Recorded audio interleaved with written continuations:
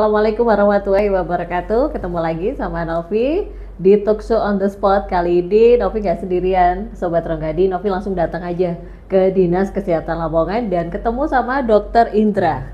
Dokter Indra, ini tentang penyakit ya. Kita ngobrol tentang penyakit nih Sobat Ronggadi. Penyakit tidak menular. Saat ini ternyata cukup banyak ya, seperti diabetes, kemudian darah tinggi, kolesterol. Apalagi nih, dokter? Ya, banyak sekali ya. Termasuk kanker juga tidak menular. Bukan kantong kering ya, bukan ya? Gimana nih dok? Iya, memang akhir-akhir ini 5 tahun terakhir ini penyakit tidak menular itu angkanya naik sangat signifikan, Mbak. Jadi, penyebabnya apa itu?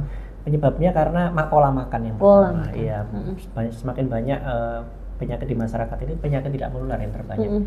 Dan termasuk klaim BPJS yang terbesar itu juga penyakit tidak menular. Yang pertama jantung itu hampir 17 triliun. Itu. Wow.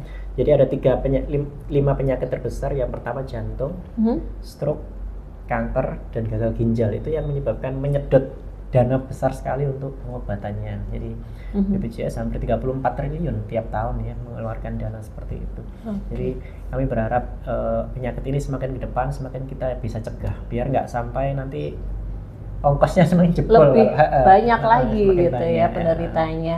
Nah, pencegah dokter tadi sempat menyampaikan. Sebenarnya pencegahan dini seperti apa sih dok? Kita ya seperti usia-usia 30 tahun. Ya. Nah, ini setidaknya mencegahnya seperti apa ini dok? Iya, yang pertama biasanya diabetes ya. Yang pertama penyakit tidak menular penyakit dua ini, diabetes dan hipertensi. Jadi yang pertama diabetes yang terpenting pola makan kita. Jadi pola makan kita yang terpenting jangan terlalu makan yang manis, jangan terlalu banyak makan pengawet, makan makanan yang pengawet dan pewarna ya. Yang terpenting itu. Terus yang kedua hipertensi. Hipertensi memang diidentikan dengan makanan yang asin, gurih. Itu yang bisa menyebabkan tekanan darah kita bisa naik gitu. Jadi yang terpenting itu termasuk juga makanan-makanan yang tinggi lemak. Tinggi lemak biasanya nanti bisa menyebabkan pembuluh darah, bisa menyebabkan tekanan darah juga meningkat gitu. Gitu ya. Jadi memang penyebabnya balik lagi ya. Makanan. Pola hidup.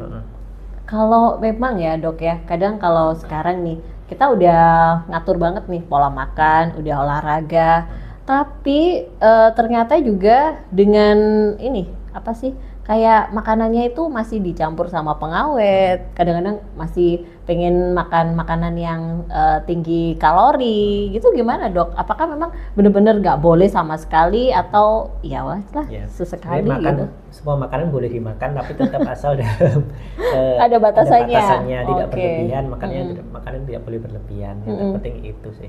Dan yang terpenting jangan lupa olahraga. Kalau yang terpenting itu. Jadi walaupun kita makan juga tetap harus kita imbangi dengan olahraga. Oke, baik. Sekarang ini olahraga yang lagi ngetren itu kayak lari, bersepeda. Mungkin sebagian dari pendengar Radio Ronggadi juga nih, dok. Kalau memang olahraganya juga olahraga ringan seperti jalan kaki. Ini untuk usia-usia lanjut, dok. Kalau memang sudah terkena penyakit itu, hipertensi, darah tinggi sama ya, kolesterol, kemudian jantung. Itu apakah juga disarankan untuk tetap olahraga? Ya, semua tetap harus melakukan olahraga ya minimal 30 menit sehari, tapi tetap harus disesuaikan dengan usianya, jangan terlalu berat, jangan membebani jantung kita. Jadi kalau orang yang sudah usia 50 main futsal, itu kan langsung membebani kardio kita, jantung kita. Iya, itu betul. Bisa kolaps orang bisa jadi. Betul. Jadi terlalu dibebani, jangan terlalu membebani untuk olahraganya. Iya. Menyesuaikan usia dengan olahraganya, minimal jalan kaki.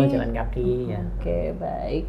Makanan lagi nih dok, kita balik lagi ke makanan yang memang untuk mencegah beberapa penyakit tidak menular tadi, kolesterol, jantung, kemudian darah tinggi. Ini makanan seperti apa sih yang di usia-usia 50 tahun ke atas? Apakah juga makanannya harus benar-benar dibatasi karena sudah terkena riwayat penyakit itu? Ya, biasanya kalau usianya segitu kolesterolnya akan naik.